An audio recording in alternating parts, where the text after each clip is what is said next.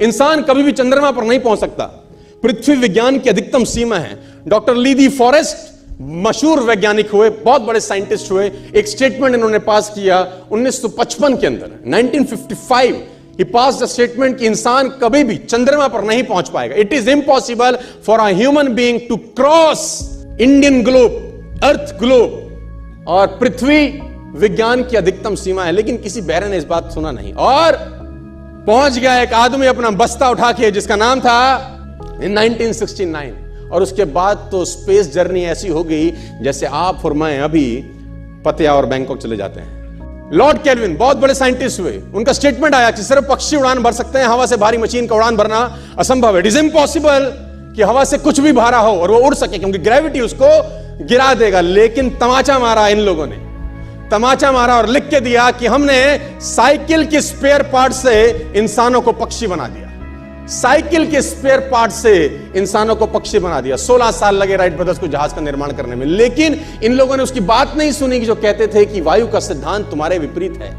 यह बात भंवरे को कही जाती थी कि भंवरा वायु के सिद्धांत के कारण कभी जीवन मोड़ नहीं सकता, क्योंकि उसके पंख उसके शरीर से हल्के रहते हैं। लेकिन भंवरा साला किसी स्कूल में गया नहीं आज तक। माई doctor told me I will never walk again.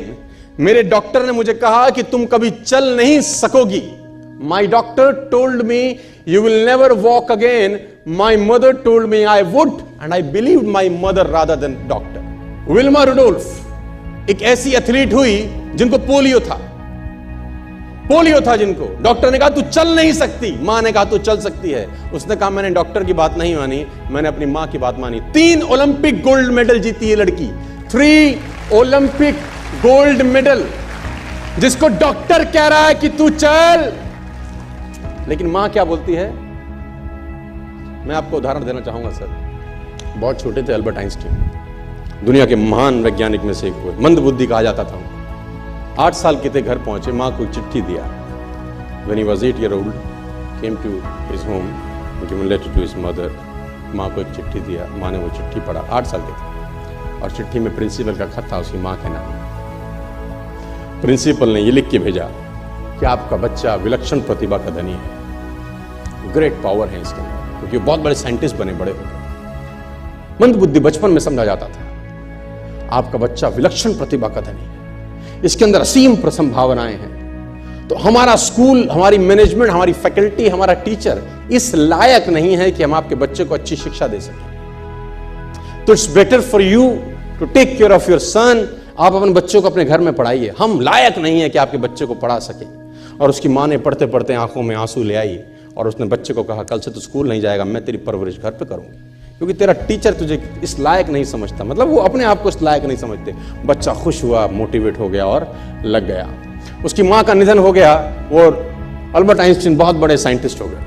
Albert Einstein जब बहुत बड़े साइंटिस्ट हुए तो मकान शिफ्ट कर रहे थे अपना, और जीवन का सच्ची घटना वो अपनी ऑटोबायोग्राफी में लिखते हैं कि जब मैं मकान शिफ्ट कर रहा था तो एक ड्रॉस के अंदर मुझे वो व्हाइट कलर का पेपर फोल्डेड अवस्था में मिला।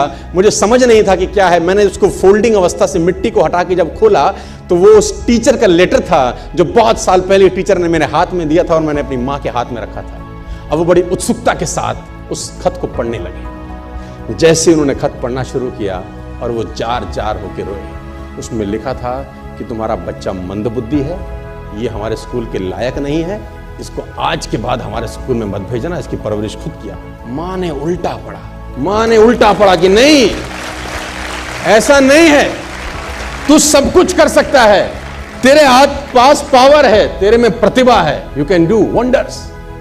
दोस्तों, इस दुनिया में किसी की बात मत सुनना। नेवर एवर बिलीव एनीबॉडी कि जो तुमको बोले कि तू नहीं कर सकता, कान पे मारना, बोला साले तू नहीं कर सकता, हम करेंगे।